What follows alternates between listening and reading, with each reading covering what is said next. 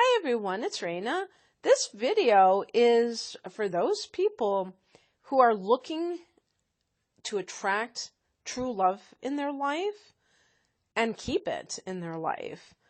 And this is appropriate for you if you have the Sun, the Moon, Venus, and or Mars in Taurus. And these placements in Taurus can give a very particular type of influence that can either make or break romance, okay? Obviously, every sign has its strengths and weaknesses, and it's always hilarious to me when people write me little comments on YouTube and say, why are you picking on this sign or that sign? Like I am targeting certain signs. It's just hilarious to me because of course I'm not doing that. But they're thinking about their sign and they're feeling very defensive, and they're not seeing the bigger picture that it's happening with all the signs because every sign has its shadow, okay? And the shadow is a really great term for it because it means that there may be a part of you that you don't acknowledge really exists, okay? I didn't mean to go into this, but I think it's a pretty important point to make that sometimes when people have certain patterns that they keep seeing repeating over and over again in their life, and they think that it's just randomly happening, it's very important for people like that to at least entertain the notion that they may be really part of what's going on. I was going to say part of the problem, but I don't want to just make it like something negative, but it is. I mean, if it's a negative situation where you keep attracting a certain type of partner that is problematic, maybe somebody who has addictions, I'm talking about like substance abuse, or they can't remain faithful, or they lie all the time, or they can't keep a job. They are very dependent types of people. You may not acknowledge that there's something that maybe it's an energy you're giving off or something along those lines, and that is why you attract that kind of an individual. But the point is that if you don't acknowledge that or believe that it's possibly what's going on, what's going to stop it from happening over and over again? So it's very interesting to see how we go through life sometimes with blinders on. And so I wanted to kind of give you some food for thought so that you can kind of like see if there's any truth or any validity to this. And so the first tip that I have for you for attracting true love and keeping it is to practice detachment. Eradicate jealousy from your life. Now, it's easy for me to sit here and kind of like lecture you or advise you because jealousy is a very primitive type of emotion. Nobody is looking to be jealous if they can help it. It's like it comes over you, and it's almost like fear comes over a person, especially if they have a phobia that, there's a trigger and then they just go right into it. They don't want to. They may even know intellectually that there's no danger, but they still go into fear mode. Well, jealousy to me is a form of fear because you're afraid that you're going to lose that person to somebody else. You're afraid that there's only so much love to go around and you're going to be on the short end of the stick when it comes to love. And so jealousy is a very corrosive type of emotion because it leads to all kinds of ugly behaviors like, in some cases, trying to control that person, trying to, make sure that, you're calling them all the time to make sure you know where they are, what they're doing, which really conveys a lack of trust to that individual. The other person isn't going to feel like you have a lot of respect for them if you do that. And by the way, before I go on, I want to say that sometimes jealousy is, actually due to another person who keeps cheating and, who's involved with somebody else. You may know who they're involved with. But in that case, the question becomes, how did you get involved with a person who cannot commit, who cheats, who's a cheating kind of an individual? And I know some people would say that I'm blaming the victim, but I'm not treating anyone here as a victim. I'm treating you as somebody who has more power than you know. Because I think that a lot of times when people attract cheaters, there's a tendency to have a pattern not just once with cheating, but over and over again. And it probably goes back to the type of person that they tend to be attracted to. Maybe you're attracted to the kind of person who is very elusive. If you have Venus in Gemini, and maybe you have the sun or moon in Taurus, you may crave a faithful, devoted partner, but you have a flirtatious nature. So you tend to be attracted to Gemini types of people who are flirtatious, but also, well, I shouldn't say but, like that's different from, who are flirtatious as well, and who tend to kind of do a disappearing act, or they have a hard time committing. They are like Mercury, the planet that they're ruled by. If you ever, I don't know if I'm dating myself here. I don't even know if thermometers, well, they must have Mercury, right? But I remember being a kid and seeing Mercury from a broken thermometer and how weird it was, how it was like a slinky. I mean, it was just kind of like you couldn't even contain it. And so that type of individual has a hard time settling down, but you may find that you have a certain affinity for that type of person because it's reflected in yourself. And the other thing, too, is what kind of father or mother did you have that you are attracted to that type of person in your, love interest that kind of reminds you of one of your parents. And I mean, we could go on and on about that, but you know what I mean. That you have to, on the front end of things, really, be serious when it comes to who you get involved with.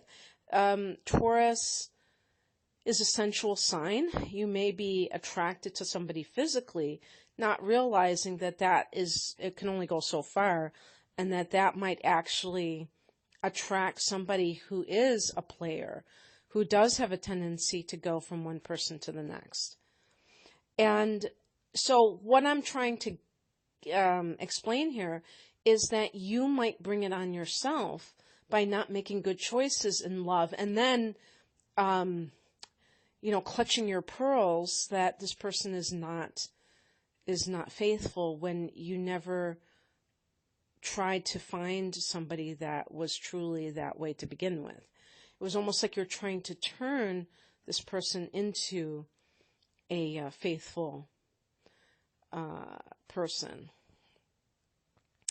And that's not, I don't think it's ever a good idea to look at a love interest as some kind of rehabilitation project. Jealousy is believing that somebody is your possession, that you own them. And it's not to say that if you're with somebody who's never available, that it's wrong to want that kind of attention from that person. That's perfectly normal. But in that particular scenario, you have to see what you're working with. If the other person is always gone and they're a workaholic, or they just prioritize their friendships above the relationship with you, then this is not the right person for me. And I would say that within reason, because I have actually been with my partner for decades. And there was a period of time when he was going out 5 nights a week, probably. And I didn't leave. I have Taurus rising, so that's probably a big reason why, we don't like, Taurus individuals don't like to change sometimes, but sometimes it can work out, but you have to really have a lot of patience for that. And you have to be, really be committed to that. But if it's something that truly bothers you, instead of making these dramatic scenes and, fighting with the other person for your partner, which is really ridiculous, just see that person for who they are. And if there's somebody who can't settle down, then that might be the time to, instead of getting jealous, just, going to the front door and leaving. The second tip I have for you is be flexible. Think of the other person. So I wrote these down in the middle of the night because I had this idea doing this video.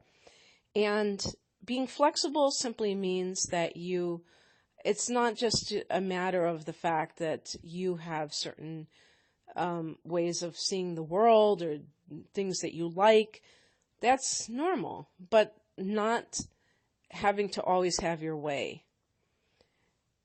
If you're the kind of person that is very set in your ways, which again, a fixed sign person typically is, the other person can feel a sense of frustration because they may have things that they want to share with you, and you're so, I don't know if I'd call it self-absorbed, but definitely attached to your own interests and your own viewpoints in life. And this could be like even religious beliefs. If you're somebody who adheres very to the letter of a certain religion, and your partner is of a different religion and wants you to come to their church service, and you're completely adamant against it, that could be symbolic of the demise of the relationship, because you're not really caring about what their interests are in life. It's all about you. And you're also not being receptive to other people. When we're dealing with other people, we have to really put ourselves in their shoes. And, they may be going through something that we don't quite understand. And if we present ourselves as judgmental because we're seeing it from only our vantage point, that could really poison the relationship. So it's really about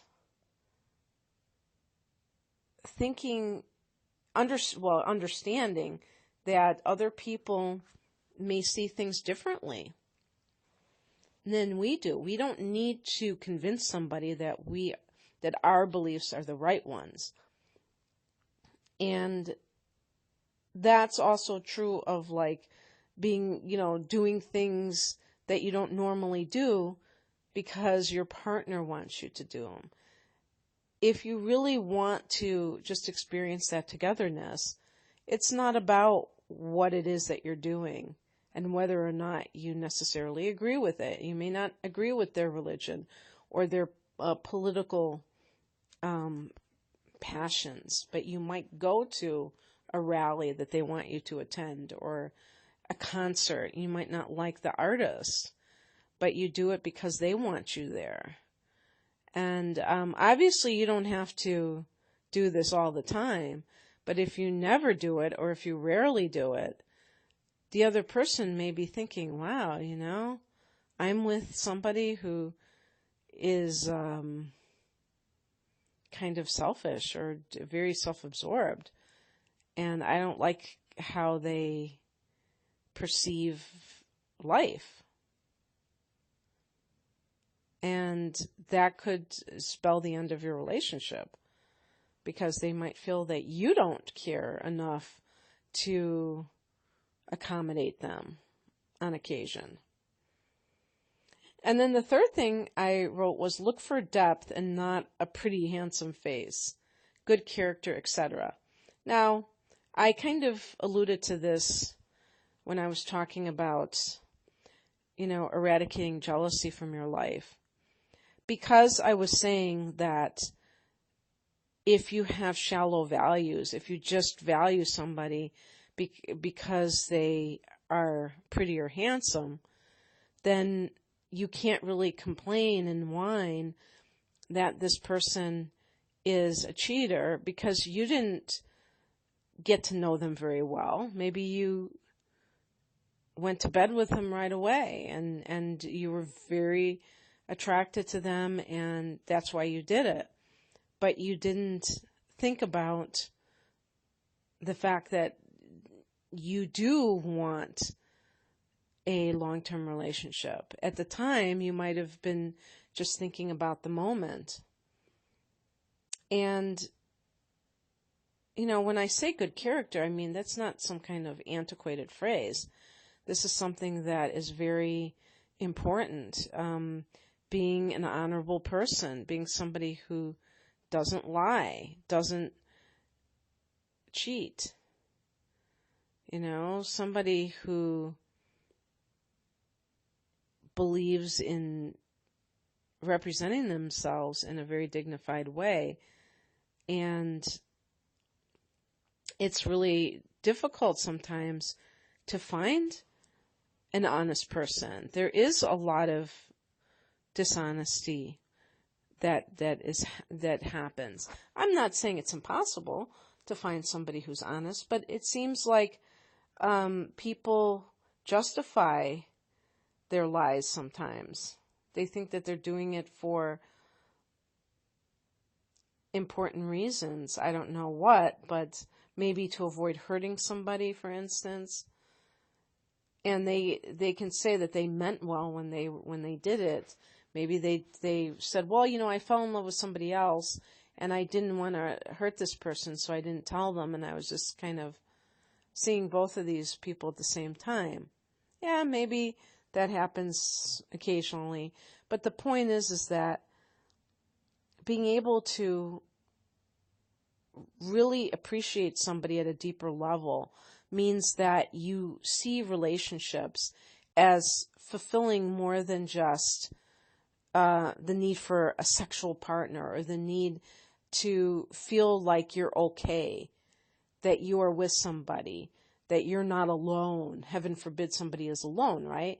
And to me, and I'm obviously being facetious, to me, that can lead to kind of getting involved with somebody just simply because they look good, or simply because they're acting in a way that you think is everything that you have hoped for, even though it can literally be an act. And they innately know who is, totally an easy mark, who they can con. So it's really better if you are the kind of person who understands what it means to do this kind of what I really meant was to be looking for somebody for a lifetime and for more than just the surface attributes. And when you make that true commitment to love, I think then you kind of solidify it, you crystallize your vision, and you can manifest it much easier. So in any case, Taurus, I hope that you enjoyed this and got something positive from it. If you'd like a love reading, natal chart interpretation, any kind of reading that I offer, my website is rainamoonastrology.com, and the link to my online store is below. Take care. Bye.